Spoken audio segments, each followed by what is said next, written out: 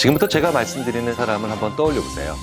같이 밥을 먹고 나왔는데 칼같이 10원 단위까지 나눠서 밥값을 계산합니다. 커피를 마시러 갔는데 내가 한 잔 사고 싶어도 한사코 거절을 해요. 무조건 각자의 것은 각자가 내야 한다는 거죠. 이런 건 그럴 수도 있죠. 돈에 관련된 일이니까요. 그런데 이게 끝이 아닙니다. 물이 셀프인 식당에서 물 한 잔을 떠다 주거나 짐이 무거워서 나눠 들어주거나 하는 것도 괜찮다면서 한사코 거절하고, 혹시나 남이 이런 걸 해줬을 때 안절부절 못하면서 불편해하는 사람 주위에 있지 않은가요? 거기다 한술 더 떠서 그런 사람이 내 10년지기 혹은 20년지기 친구라면요. 도저히 친해질 수 없는 어떤 거리감이 느껴지지 않나요? 이런 사람, 이런 친구, 도대체 왜 그러는 걸까요? 알 수 없는 타인의 심리, 지금부터 읽어드리겠습니다.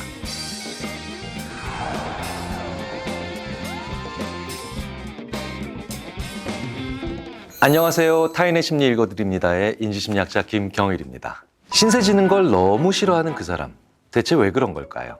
먼저 가장 쉽게 생각할 수 있는 건 그 사람이 나와 일정 관계 이상으로 친해지고 싶지 않다는 겁니다.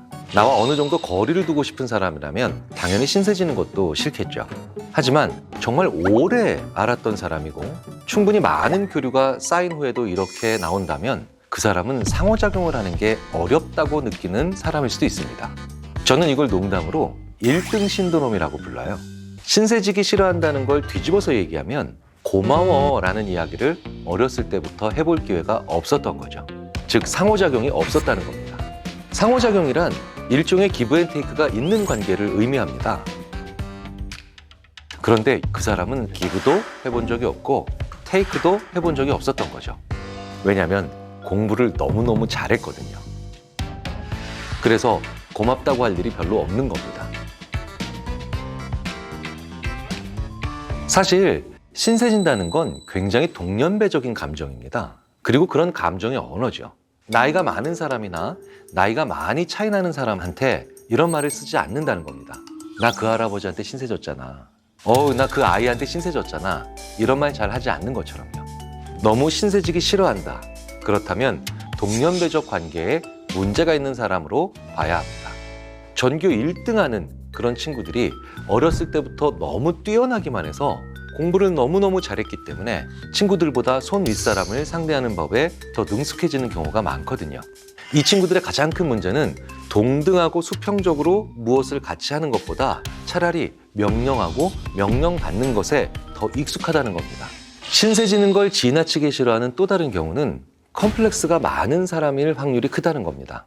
신세진다, 이 말은 곧 고맙다 라는 얘기를 해야 된다는 거니까요. 이런 사람들의 특징은 고맙다는 걸 진다고 혹은 열등하다고 생각한다는 거예요. 왜냐하면 우리는 보통 강한 사람이 약한 사람을 돕는다고 생각하니까요. 그렇기 때문에 그 사람 앞에서 내가 약자라는 생각이 든다는 겁니다. 고마운 일이 많이 생길수록 내가 그 사람에게 진다는 기분을 느끼는 일이 많아진다는 거죠. 걔는 걔고 나는 나야 라고 생각하면 가장 좋잖아요. 하지만 컴플렉스가 많기 때문에 남과 비교하게 되고 가뜩이나 내가 떨어진다고 생각하는데 누군가에게 눈에 띄게 지는 일까지 생긴다.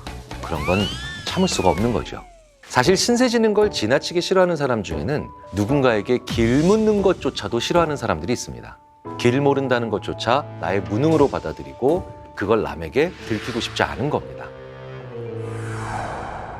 이 얘기를 듣다가 이런 의문을 가지시는 분들이 계실 거예요. 남한테 신세지지 않고 자기 혼자 해결하라고 하는 건 독립적인 거 아닌가? 아니요. 둘은 완전히 다른 문제입니다. 독립적이다라고 하는 건요, 내가 할 수 있는 일은 정말 내가 하는 거죠. 하지만 신세지기 지나치게 싫어하는 경우는 내가 할 수 없는 일까지 내가 하려고 하는 것을 의미합니다. 그럴 경우에 그리고 가장 큰 문제는 내가 할 수 없는 일인데 타인은 잘하는 일이라면 그 일을 아예 의미 없게 만들고 싶어하는 유혹에 빠지기도 한다는 거예요. 예를 들어서요, 어떤 큰 프로젝트가 있는데 이 일은 나에게 익숙하지 않은 일입니다. 그런데 이 일의 어떤 특정한 분야를 잘할 수 있는 타인이 주도적으로 이걸 해보자고 나한테 제안을 해요. 이건 나한테 좋은 기회죠. 내가 안 해본 일들을 하면서 나의 능력을 향상시킬 수 있으니까요. 하지만 그 과정에서 나보다 조금 더 주도권을 주고 먼저 앞서 나가고 나한테 없는 능력을 가지고 있는 그 상대방에게 어쩔 수 없이 초반부에는 고맙다라는 얘기, 신세진다는 느낌을 가질 수밖에 없게 됩니다. 하지만 하려고 하는 것만 계속하는 사람들, 이런 사람들의 공통적 특징이 바로 고맙다는 얘기, 적절하게 신세 지는 것을 굉장히 싫어한다는 겁니다. 이런 성격이 농경사회처럼 산속에서 혼자 산다면 괜찮습니다. 그런데 현대사회처럼 분업화돼 있고 유기적으로 서로 상호작용해야 되는 사회에서는 조직의 입장에서 굉장히 골치 아픈 사람이 될 가능성이 크죠. 특히 오랜 시간 같이 일하는 관계에서는 이런 사람이 문제가 크게 됩니다.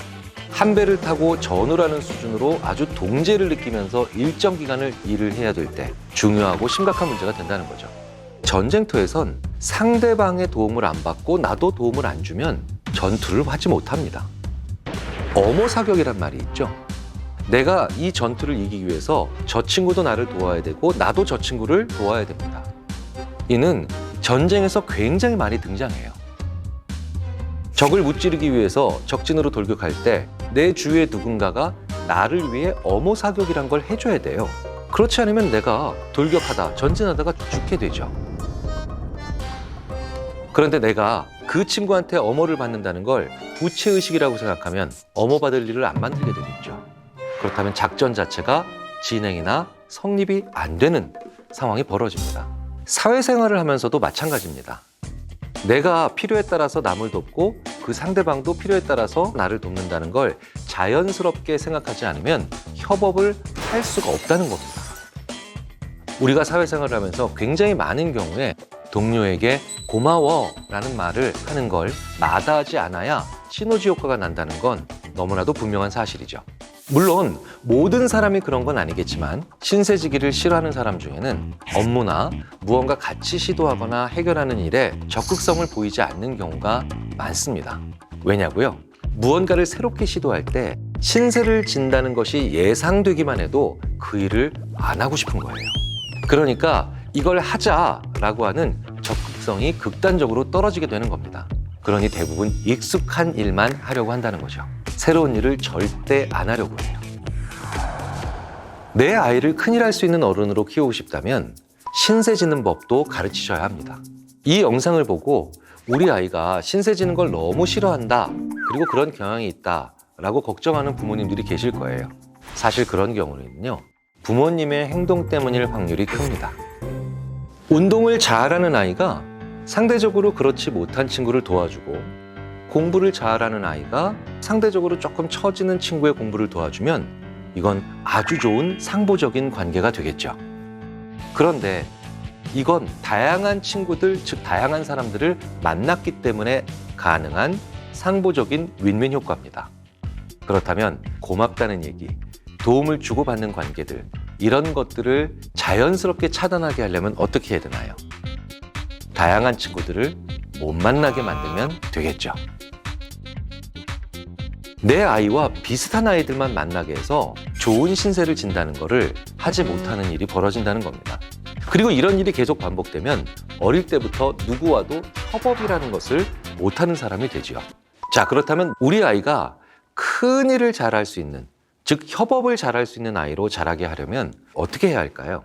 부모가 먼저 도움을 주고 받는 게 자연스러운 일이라는 걸 알려줘야 합니다. 그렇다면 부모님이 먼저 말씀하셔야 되겠죠. 우리가 일반적으로 생각할 때는 부모는 아이한테 도움받을 일이 없다고 생각하기가 쉽습니다.